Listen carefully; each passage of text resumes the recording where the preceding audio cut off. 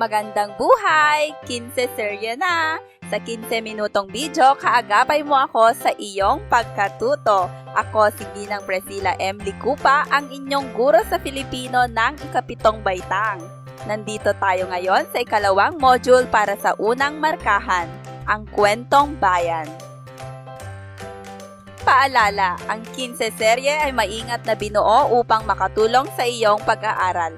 Ito ay nakabatay sa module na naibigay sa iyo.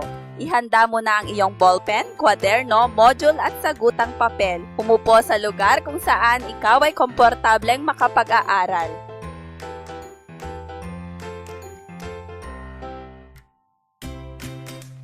Bago ang lahat, sagutan mo na ang subukin para maging ganadong aralin ang mga bagong leksyon na tututukan natin ngayon. Gamitin mo ang sagutang papel na inihanda ko para sa iyo para sa pagsagot mula sa subukin hanggang sa katapusan ng ating module. I-pause ang video ito para sa subukin. Tapos mo na ba?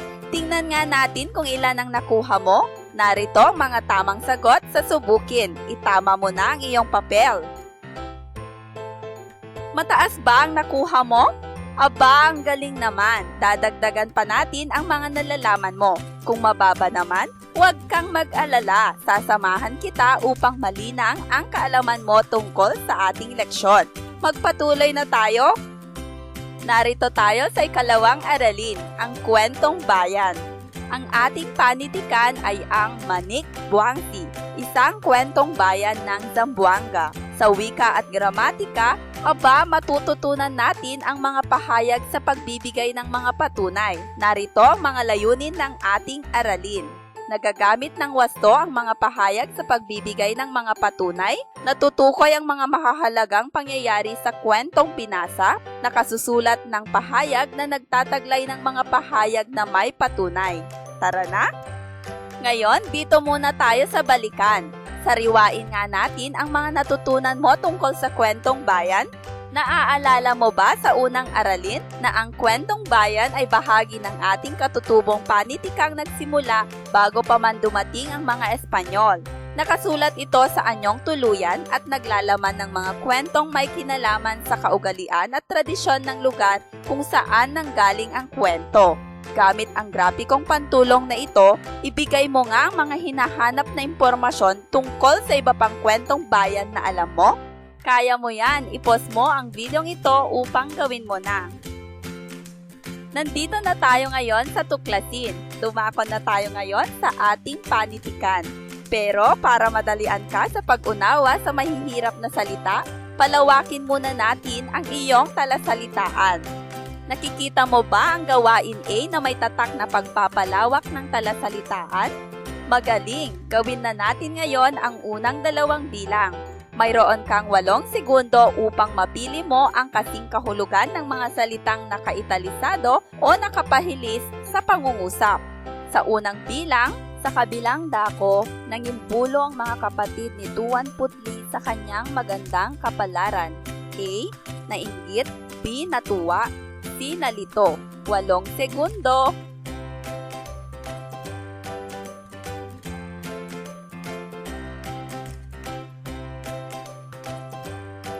Ano ang sagot mo? Letrang A ba? Tama, ang kasing kahulugan ng nangimbulo ay nainggit. Sa ikalawang bilang, ang mga dahon ng mga damo sa paligid ay nagmistulang kris. A. Alaga. B. Panakot. C. Patalim. 8 segundo.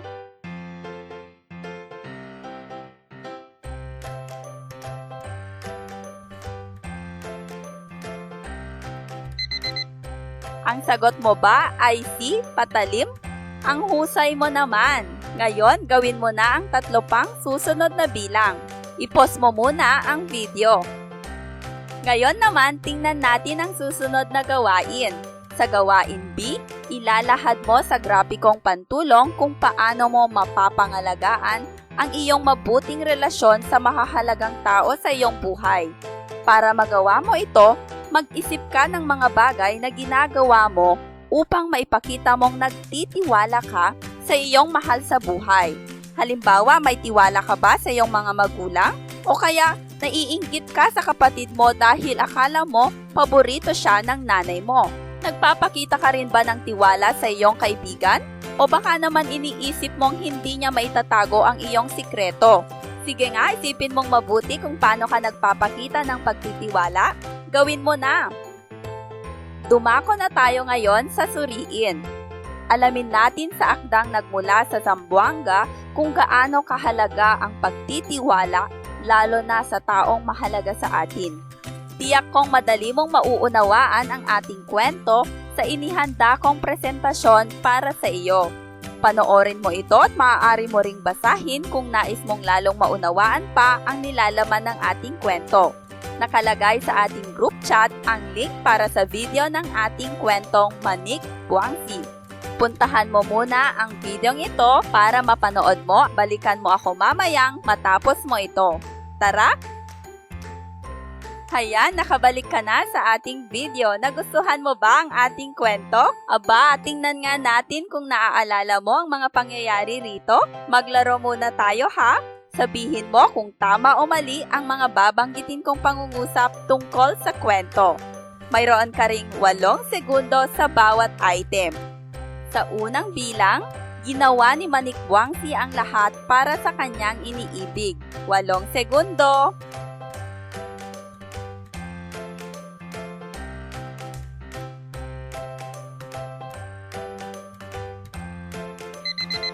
Ang tamang sagot ay tama. Ginawa niya lahat upang mapaibig niya si Tuan Putli at ginawan din niya ng paraan para sana sila ay magkasamang muli. Ikalawang item, kulang ang tiwala ni Tuan Putli kay Manik Buangsi. Tama o mali? 8 segundo.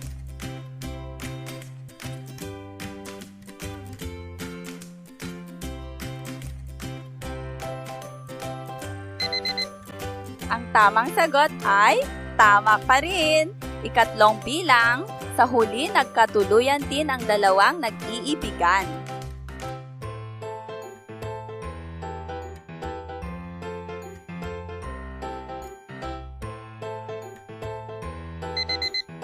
Ano ang sagot mo? Mali ba? Yan ang tamang sagot. Sana madali mo ring masasagot ang mga pamprosesong tanong sa gawain A at B ng suriin. Maaari mong balikan ang kwento kung kinakailangan upang madali mong matapos ang bahaging ito. Narito ang mga dapat mong tandaan tungkol sa ating aralin.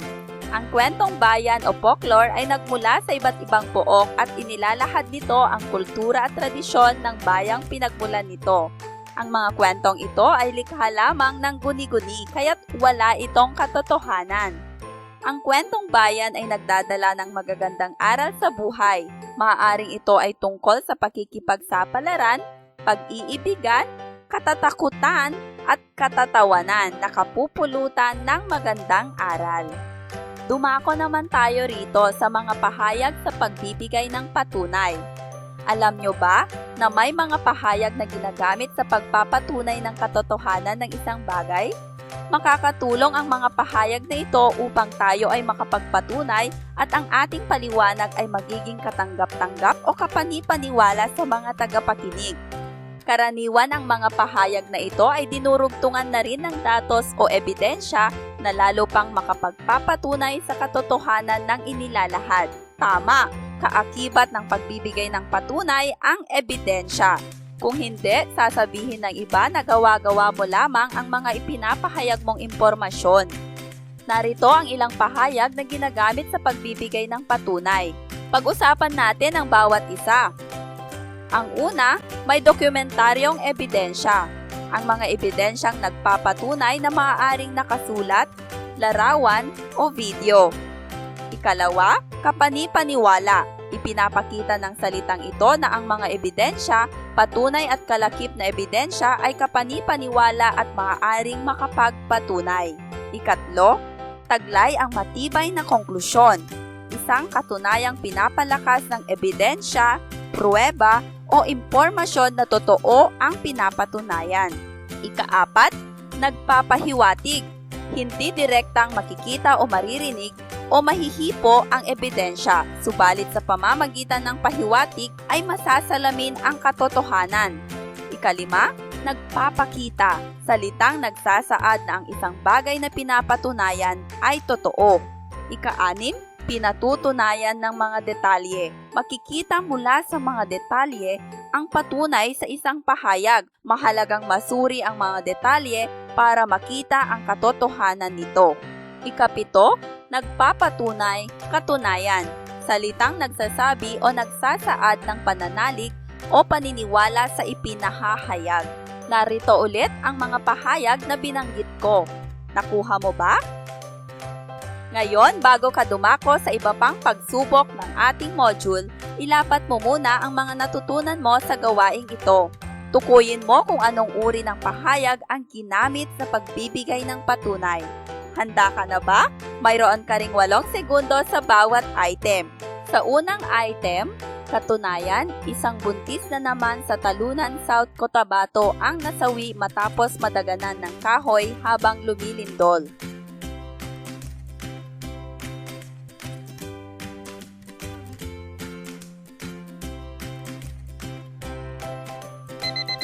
Ano ang sagot mo? Tama, katunayan. Yan ang ginamit para maipahayag na totoo ang impormasyong sinasabi rito.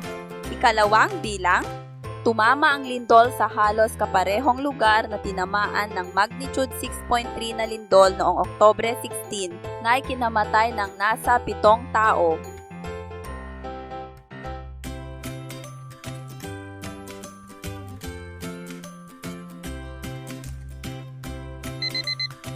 Ang sagot ay pinatutunayan ng mga detalye. Nakita naman natin ang mga detalyeng binanggit sa pangungusap. Sa ikatlong bilang, kapani-paniwala ang abiso ng PHIVOLCS tungkol sa posibleng pinsala sa pagyanig at kahandaan sa aftershocks.